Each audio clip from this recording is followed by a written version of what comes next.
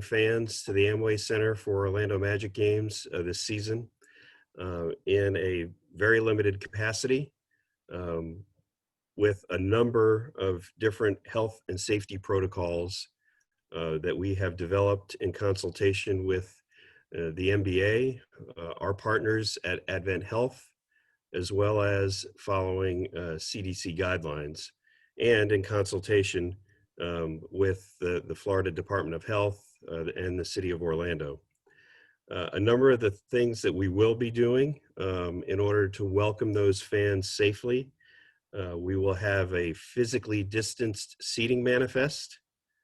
There will be mandatory face coverings for everyone in attendance in the building. Everyone that does come to the Amway Center will have to complete a pre-arrival symptom and exposure survey that will be coordinated through a Clear app. Clear, the company that you're all familiar with that helps expedite your entry through TSA at the airport.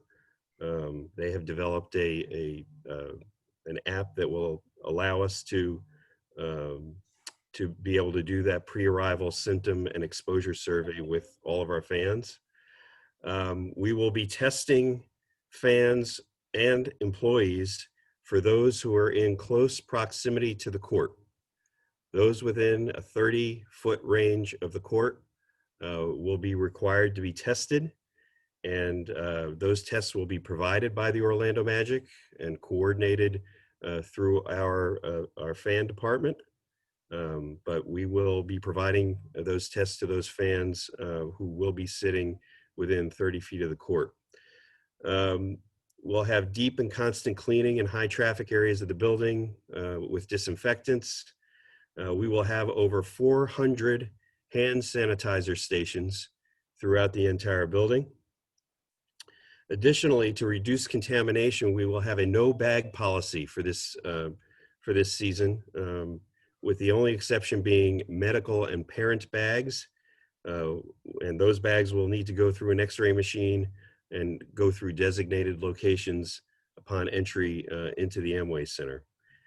And then, in addition, we will be all of the air handling units that will supply the air into the bowl, and all dehumidification air units within the arena have been modified with UV lighting for the inactivation of bacterial organisms. We are going to be utilizing UV lighting in other areas of the building as well, including underneath the motors of the escalators, so that those escalators are sanitized as they're going through, as they continue to operate. And we're going to be using electrostatic sprayers that will be utilized to disinfect rooms and surfaces within the arena.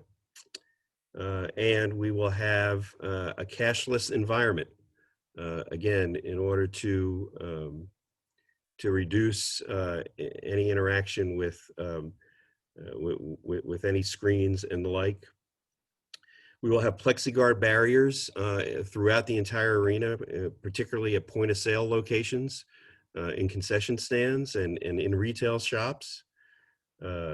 Additionally, we will be utilizing a lot of individually wrapped food, as well as utensils, and condiments. Everything will be prepackaged. And then upon entry, all staff will be temperature screened. We'll use hand sanitizer. Like all of our patrons will be required to wear face coverings and also pass a health screening utilizing the Clear app as well. So these are all individual protocols and guidelines that we have established in order to make the experience at the Amway Center for Magic Games healthy and safe. And I will tell you that as we embark upon this journey, we are going to ease into this as we start the season. So we will not be welcoming season ticket holders or single game ticket buyers for the preseason games.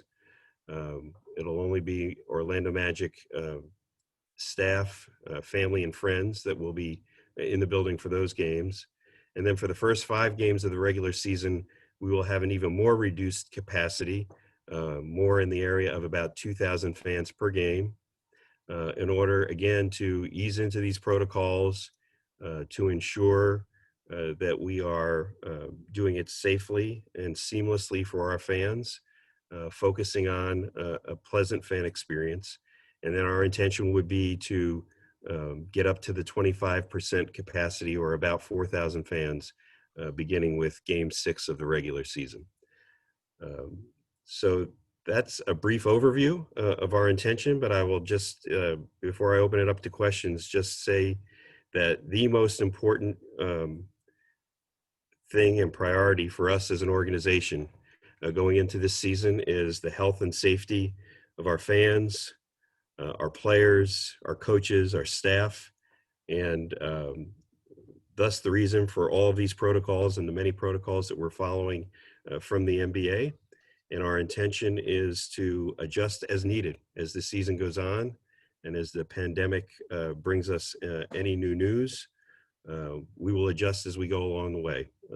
I would just say to you from the outset that there's no guarantees here as we go into this process, but our focus is that we are going to be diligent about the health and safety of welcoming our fans back into the Amway Center, beginning with our home opener against Miami on December the 23rd. So with that, Joel, I'll be happy to answer any questions. Okay, if you can raise your hand, or you can hit me on the chat, we will go to questions. We'll start with Jamie Say, WKMG. Hi, Alex. Thank you Hey, for Jamie. your time today. Yes, Just have a couple questions about the configuration of the seating. sure. What's the closest fans will be to the team? And do you have an estimate about how far apart groups of fans will be situated, throughout the arena? So the closest any fans will be to the players or to the benches, I would say, would be the measuring point will be 15 feet. So typically, our courtside seat holders are the closest to our benches and to our teams. The closest courtside seat holder will be 15 feet away. Additionally, there will be no one seated behind the benches for 15 feet as well. So you will see when you arrive at the arena for the first time that the 15 feet of seats behind the benches in the lower bowl are actually going to be covered up by tarps. And those tarps will be branded, but they will be covering up all those seats for those 15 feet behind the benches. And then Jamie, as far as, how close fans will be to each other. So we will be seating our fans in pods of, depending upon the size of their group, 2, 4, or 6 people. And they'll, be able to sit together as they come together, in their group, but they will be physically distanced by 6 feet on every single side of them. So there'll be 6 feet to the next row in front of them. There'll be 6 feet to the next row behind them, and there'll be 6 feet on the left and right side of the last person in your group. So they will be 6 feet physically distanced on all sides of the seats in which they're sitting. Okay, Roy Perry, Orlando Sentinel. Yeah, Alex, appreciate the time. Yeah, Roy. Hi. I'm just curious how did you guys come up with the number for 4,000 fans? And just to kind of follow up on that, how will you handle the logistics of getting people in and out, while mitigating the risks, and just in terms of the time that it's going to take for that? So the capacity, the number actually comes out of the maximum allowable capacity by the NBA of 25%. Okay. And when we got to that point, then we started looking at a manifest of how you would physically distance everyone and fit everyone in the building at 25%. And for our specific building, we believe that number is right around that 4,000 number. And then in terms of physically distancing and staging everyone coming in and out of the building, there's a number of different ways we're doing that, Roy. So there will be an outer perimeter on Church Street at each end of Church Street, at the Amway Center. Um, that will be an early staging zone, so to speak. So as people come, you will have to show that you've got your mask, and you'll have to show that you've got your green light on your Clear app, that you've cleared the health survey, and so we'll eliminate people crowding at the doors in doing that in the outer perimeter. And then at the doors, you will see that, for example, on the Church Street side of the building, there will only be 8 doors open, spaced by at least 6 feet all the way across that front of the building. And people will have to be staged, to go through those 8 doors so that they are physically distanced and that we're not crowding. And then similarly, we're going to ask people to stage themselves as they leave the building so that everyone's not leaving at the same time and crowding. Along those lines, and I didn't touch on this sort of in my opening comments, but we're going to have signage throughout the entire building that directs people to physically distance, to keep their masks on, et cetera. We're going to have 6-foot placards, stickers, for lack of a better term, on the floors throughout the entire building, asking people, to stay on those stickers if they're in a line at a concession stand, for example, or if they're in the process of walking into the building. So, all of that type of signage and directional, signage is going to be in place to ensure that people are physically distanced, not just when they come in and out, but when they're in the building as well. Okay, go to Eric Wilson. Mr. Martin, thank you for this. I just had a real quick question. For those media that are allowed into the arena, will there be a designated elevator? And I know we are going to be seated on the 7th level for the game. So will there be a designated elevator so that we do not come in contact with fans and that we have our safety as well? So I'll answer that in a more broad perspective for you, and then specifically. So according to NBA protocol, the building is going to be delineated throughout in different zones. And basically, there will be a red zone, there'll be a yellow zone, there'll be a green zone. And those zone delineations will be there so that certain segments of the population in the building do not cross over each other, okay? So for example, the players and coaches are all being tested on a daily basis currently, and will be throughout the entire season. And so in order to keep them, from crossing over with fans, they will be in the red zone. And fans, for the most part, will be in green zones. And fans will not be able to go into those red zones. Similarly, the media will be in the yellow zone, okay? And the yellow zone will not be able to cross over with the red zone or the green zone. And so all of the path of travel throughout the entire building, entrances, walkways, elevators, et cetera, will be delineated by those colored zones so that each of those groups do not cross over each other and do not go in their path of travel, et cetera. So all of it will be delineated, as I say, by those colored zones throughout the building.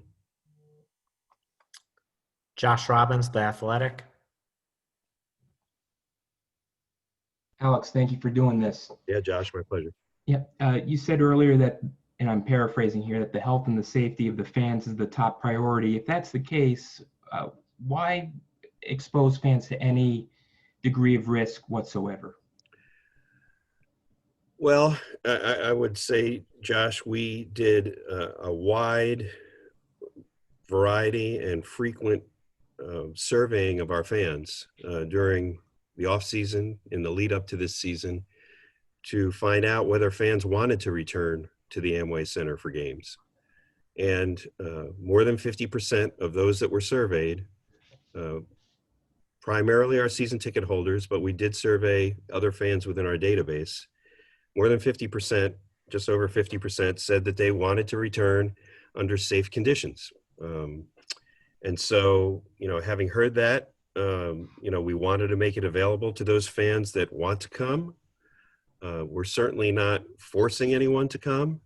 And we've made all of the provisions, which I believe you're aware of, in order to allow our season ticket holders who had already paid for their season tickets to defer coming to next year, for example, to next season, when the vaccine will be widely spread and hopefully the virus will be more under control. So knowing that, there was a segment of our fans that wanted to return, our focus then turned to how we could do it safely. And so we believe we're doing that. We believe that all of the provisions that we're putting in place here are much safer than going to a restaurant, for example, or going other places out in public. We have a lot of specific details that fans will be required to live by, if they want to come to our games. And in doing that, in consultation with our healthcare experts, specifically those at AdventHealth and the national consultants that have been consulting with the league, we believe that we'll be providing a very safe environment for our fans to attend the games. Dan Savage, OrlandoMagic.com. Hey, Alex. I Hey, know Dan. it's a massive undertaking, and there was a lot of collaboration with a lot of groups. But just talk about your partnership with AdventHealth through all this, and how they helped guide you to create a lot of these protocols. So, AdventHealth has been at the table with us as we've developed the protocols. They have walked the building numerous times with us to look at every possibility, to look at every aspect of the fan experience that needed to be paid attention to in order to make it safe, a safe environment for those fans. We're utilizing AdventHealth for a certain portion of our testing of the fans and employees that need to be tested. So they really have been there with us hand in hand, developing these protocols, giving us their guidance, telling us, exactly what we should be focused on, and what the safe route for us to go in all of these aspects of the game operation, of the fan experience. So they've been critical. They've been a great partner, and they've really been there hand in hand with us as we've developed all these protocols. Gail Pascal Brown, West 2 News. I think you have to unmute, Gail.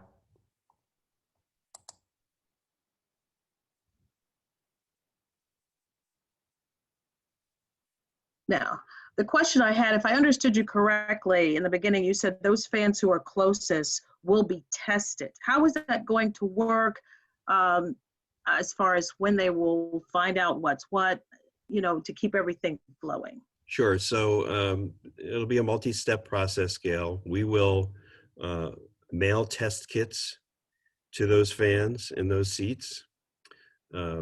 Certainly for those season ticket holders that we know are going to be in those seats. They have to take the test at home. They will have to connect with a telehealth professional from the testing company while they're taking the test to prove it was them that took the test, and seal, the testing unit right, in the Zoom, if you will, with that telehealth professional. And then during the week, they'll drop it at a UPS location. On the weekends, we'll have a courier service that will pick it up at their homes. And anyone that sits in those seats has to have a negative test. And that will all be tied into the Clear app as well. Okay, so we'll be able to tell when that person arrives at the arena, going into that green zone of seats, the tested green zone, that they've successfully passed their test. We will also have an on-site location for those that don't test from home, and we will be doing a rapid PCR test for those on site. But because of the time that it takes, for those tests, for those results to come in, those fans will have to wait outside of the arena for some 20 to 30 minutes to get their result, right? Oh. So we're encouraging everyone to take the test in advance so that they don't have that inconvenience, but we're also providing that additional opportunity if someone does not test in advance to still be able to come to the game and get tested. It's just that they're going to have to wait some 20 or 30 minutes for their result. Okay, thanks. Thank you. Okay, go back to Josh Robbins, the athletic. Alex, what kind of in-game monitoring will take place to ensure that people who are in the stands keep their masks on? And as the second part to that question, should someone take his or her mask off, will that person be ejected from the arena on first offense? So, Josh, everyone is being trained this week, ushers, ticket takers, all of our game night employees, our food and beverage staff, et cetera, on all of these protocols and on how they will communicate to fans if they are not wearing masks. We will also have sort of a special task force, for lack of a better term, that will be going throughout the building during the evening, ensuring that people are social distancing, people have their masks on, and having a conversation with those that are not. On first offense, people will be asked to put their mask on. If they're approached again with not having a mask on, they will be asked to leave their seat, and we will have a conversation with them away from the crowd. And then after that point, if someone is caught, beyond that, still not wearing their mask, they will be asked to leave. Okay, other questions for Alex? Wait, I have one in the chat here.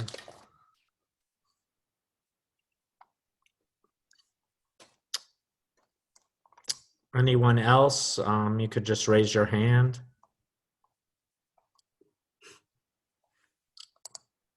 Okay, got a few more for you, Alex. Jamie Say, WKMG. Alex, just throughout your career, how awesome of a responsibility do you feel right now? How great of a challenge is this upcoming season?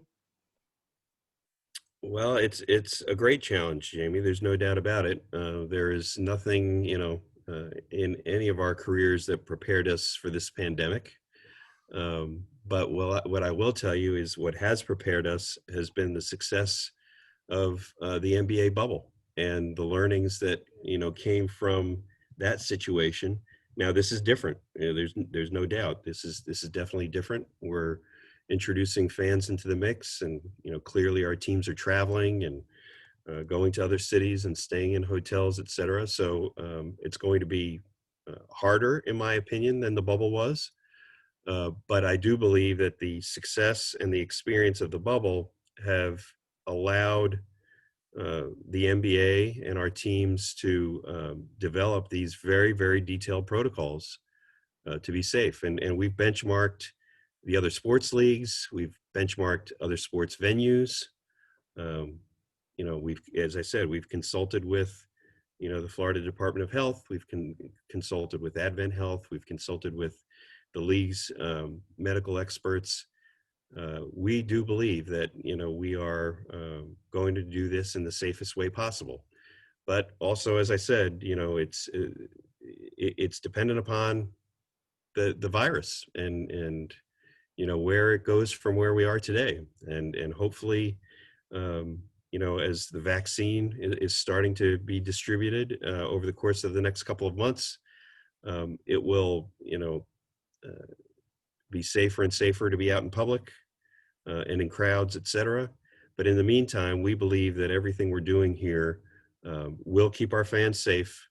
um, and will allow them to have a safe experience when they choose to come to our games.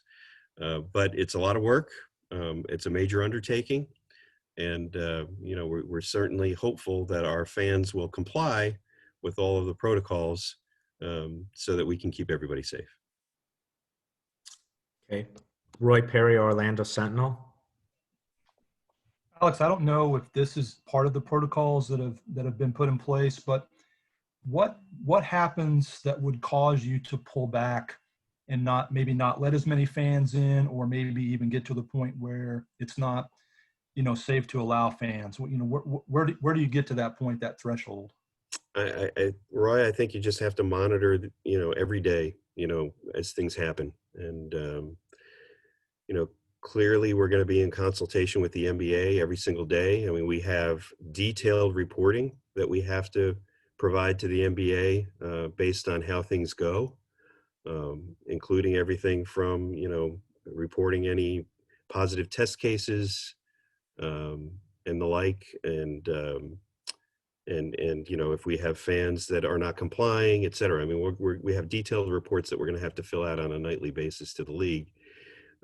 But we're just going to have to monitor it day by day. And, our hope is that we don't have to change anything. Our hope is that the only change that comes is that by mid-season, we have so many people that are being vaccinated that we can increase the capacity, by mid-season or so. But we're just going to have to monitor it, every single day and see how it goes.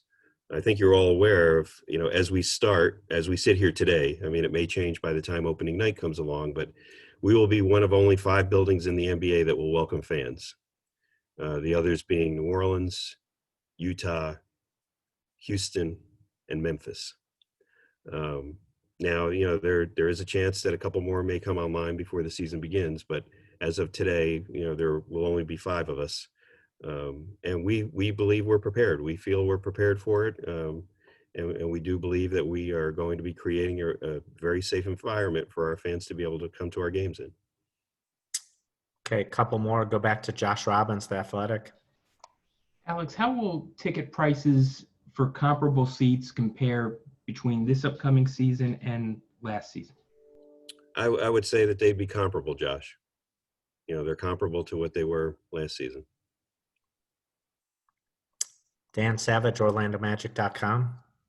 Alex, the NBA set the trend when they shut down and they were the model league for that. How much did the Orlando Magic look to be the model example for how to return for other NBA teams, other sports leagues, from an indoor perspective, and be that model for all of them? Well, Dan, I think we attempt to be a model in everything that we do in our operations at the Magic, and we are cited every year for best practice in the NBA and in numerous different areas of our operation, and our intention is to be recognized in that way here. We want to be a leader, and we feel like we've dedicated the resources to it, which, by the way, we are making a major investment to be able to do this as well. Whether you talk about investing in, plexiglass and testing and cleaning and et cetera. I mean, it's not an insignificant investment for us to be able to do this. But, our intention is to be a league leader, to be an example for others. And, we'll be in constant communication with our colleagues around the league as they, attempt to, or as their jurisdictions allow them to, play in front of fans. Of course, the reason why the majority of our teams are not going to be playing in front of fans is because their jurisdictions don't allow them to. And there are a few other teams that are making the choice on their own. But as you all know, the state of Florida and Orange County allows for fans, at sporting events. We've seen that with some of our other sports entities in town, whether it's UCF or Orlando City, et cetera. And so, our intention is to, again, do it very safely, to do it in the best manner possible, to be an example for others, to do it the right way, and to keep our fans safe. Okay, final question for Josh Robbins, The Athletic. Josh, do you have another question? No, thank you. My question's been asked. Thank you. Okay, great. Okay, Alex, thank you for your time. If anyone